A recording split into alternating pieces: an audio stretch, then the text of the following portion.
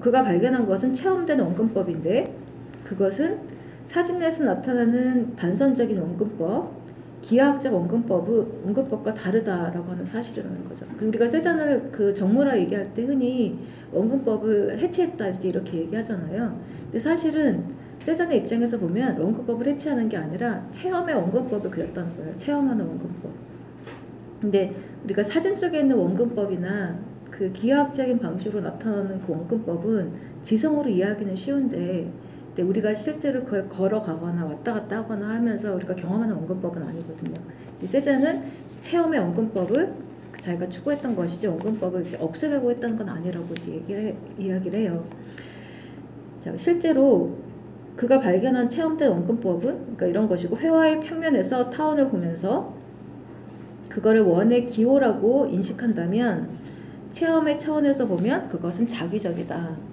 그러니까 이건 이제 데카르트를 겨냥을 하면서 멜로퐁티가 쓴 건데, 이제 데카르트는 그 기하학적 르네상스의 그 기하학적 원근법, 일정 원근법에 근거해서 우리가 그 진리를 봐야 된다고 이제 보는 쪽이었었거든요. 그래서 만약에 회화의 평면이 3차원적인 거를 참된 것으로 보여주려면 바깥에 원이 둥근 원이 있으면 그거는 무조건 타원형으로 그려야 돼. 그래야지 이 사람은 평면에서 타원형을 보면서 그거를 3차원에서 둥근 거라고 볼 거야. 이렇게 그러니까 일종의 그러니까 공식을 만들었다는 거죠. 공식, 지성에 의한 공식.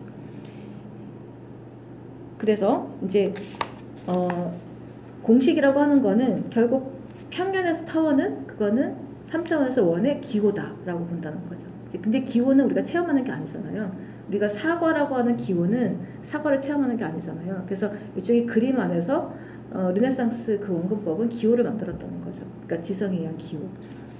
그래서 세잔이 보기에는 그런 거는 체험의 측면에서 보자면 자기적이었다라고 보고, 실제 우리의 시선은 타원으로 표현된 접시를 보는 것이 아니라 타원의 접시는 회화 안에서 말하자면 이제 진동을 해야 되고, 그 다음에 타원의 형태를 거치면서 둥근 접시에 이른다. 그래서 원근법적인 질서는 다만 하나의 상징일 뿐이고, 모든 공간적인 질서가 그런 원근법적인 규칙 안으로 환원되지 않는다. 세잔은 또 어떤 식으로 보자면 하나의 회화 안에 여러 원근법적 관점을 교차시킨다. 그럼으로써 세계의 깊이를 표현한다.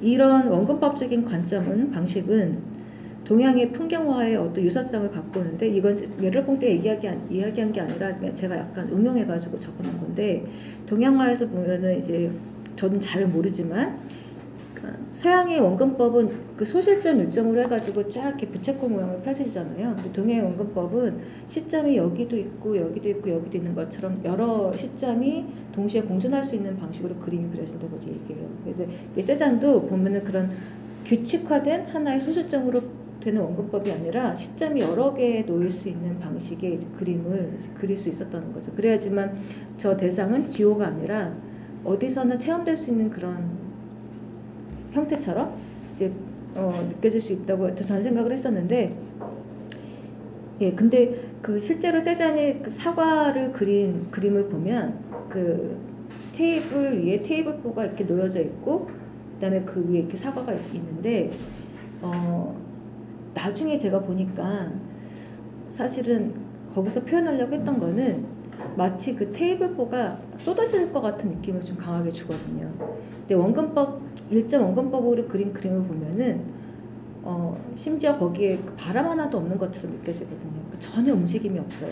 움직임이 없고 그냥 영원히 이 풍경은 시작부터 끝까지 변하지 않은 상태로 거기에 새 한 마리 지나가지 않고 사람 하나 지나가지 않을 정도로 그냥 딱 고정된 상태로 끝나버릴 것처럼 정지된 느낌을 주거든요. 그러니까 영원성과 정지의 느낌을 주는데, 근데 세잔의 그 원근법을 보면은 이렇게 마치 테이블이 떨어질 것 같은 느낌, 그 다음에 뭐 사과의 경우에도 약간 살아있는 느낌, 그러니까 살아있는 느낌, 이런 걸 주거든요. 그러니까 이건 뭐냐면은 그 안에 움직임이라든가 어떤 생기라든가 변화라든가 이런 게 끊임없이 그 안에 담겨 있다는 거죠. 이제 그런 거를 세잔이 주로 표현하고 싶어 했던 거고, 사실은 원근법을 해체했다고 하는 거는 그냥 변명에 불과한 거고, 자기가 표현하고 했던 거는 그냥 감각하는 것 그 자체의 생생한 느낌들, 모든 변화들이 그 안에 일어날 수 있는 그런 정물들, 이런 걸 표현하고 싶어 했다는 거죠. 네, 그러려면은 그 원이 타원형이다, 이 방식으로 가면 안 되는 거죠. 어떻게 보면은. 자, 그래서 이제 그 세잔의 회의의 또 인용문을 보면, 만약에 사람들이 사과의 윤곽을 하나의 선으로 표시한다면 우리는 그것을 하나의 사물로 만들게 되는데, 그때 그 선은 이념적 한계이며 그 선으로 향하면서 사과의 측면들은 깊이 속으로 달아난다. 정말 이렇게 문장이 표현되어 있어요. 무슨 말인지 하나도 모르시겠죠? 제가 이제 오면서 그 생각을 했었는데, 제가 처음 프랑스에서 공부를 했을 때, 프랑스에서 공부를 하는 게 아니라 한국에서 프랑스 철학책들을 읽을 때 정말 적응이 안 됐어요. 그러니까 뭐냐면 이제 철학책 하면 나름대로 이해가 돼야 되는데, 뭐 푸코의 말과 사물을 읽어도 이게 이걸 왜 쓰지? 이 책에다가. 근데 왜 들레즈 책을 읽어도 이거를 왜 쓰지? 그리고 나도 문장 하나도 이해할 수가 없는 건데, 막 근데 하물며 멜로코도 좀 그랬었거든요. 근데 오다가 이렇게 생각을 했었는데, 약간 문화 차이인 것 같고, 문화 차이, 1차적으로 문화 차이고, 그럼 프랑스 문화가 어떻게 다르길래 그 문화 차이가 날까? 이제 프랑스는 일단 감각적으로 굉장히 살아있는 사람들인 것 같고, 또 두 번째는 전체주의가 전혀 아니에요. 각각의 개인의 개성이 너무 강하게 살아있어가지고, 감각적인 데다가 개인의 개성이 살아있으면 정말 제3자는 이해할 수 없는 글들이 나올 수가 있는 것 같아요. 약간 그런 특징들이 좀 있는 것 같아요. 지금 이것도 보면 멜로뽕띠가 결국 말하고자 하는 거는 알겠는데, 이 자기 스타일이 너무 강하게 들어가가지고 이해 못하는, 그러니까 자기 스타일은 자기가 느끼는 감각을 가지고 이 문장을 써놨기 때문에, 그러니까 같은 감각을 하지 않는 사람은 이해할 수 없는 이제 그런 문장이 만들어졌는데, 이제 이건 뭐냐면, 사과를 우리가 이렇게 윤곽을 그리잖아요.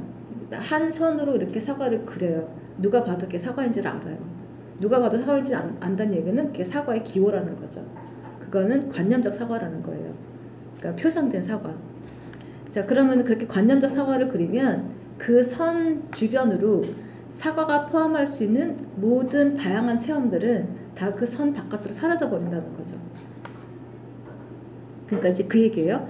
자, 만약에 하나의 선으로 사과를 표시한다면 그건 하나의 사물을 만들게 되는 것인데, 그 선은 결국에는 관념적인 한계일 뿐이고, 관념으로 만든 것일 뿐이고, 그 선에서 사과의 다른 모든 측면들, 사과의 다른 어떤 나타날 수 있는 모든 가능한 측면들은 다 사라져버린다, 이 얘기를 하는 거예요. 자, 하지만 또 거꾸로 어떤 윤곽도 표시하지 않는 것, 자, 그것은 그 사물에게 동일성, 정체성을 제거하는 것이다. 그러니까 선이 없으면 또 사과가 없잖아요. 그러니까 그렇게 되면 또 사과가 사라진다, 이렇게 보는 거죠. 그것을 유일한 윤곽으로 표시하는 것, 그것은 그 사과가 갖고 있는 깊이라고 하는 건 베리에이션, 사과가 경험될 수 있는 다양한 베리에이션, 체험적 베리에이션, 이런 거를 희생시킬 것이고, 말하자면 우리에게 사물을 제공하는 차원, 즉 우리 앞에 벌려진 차원이 아닌 풍부한 저장고로서 무궁무진한 현실로서의 차원을 희생시킬 것이다.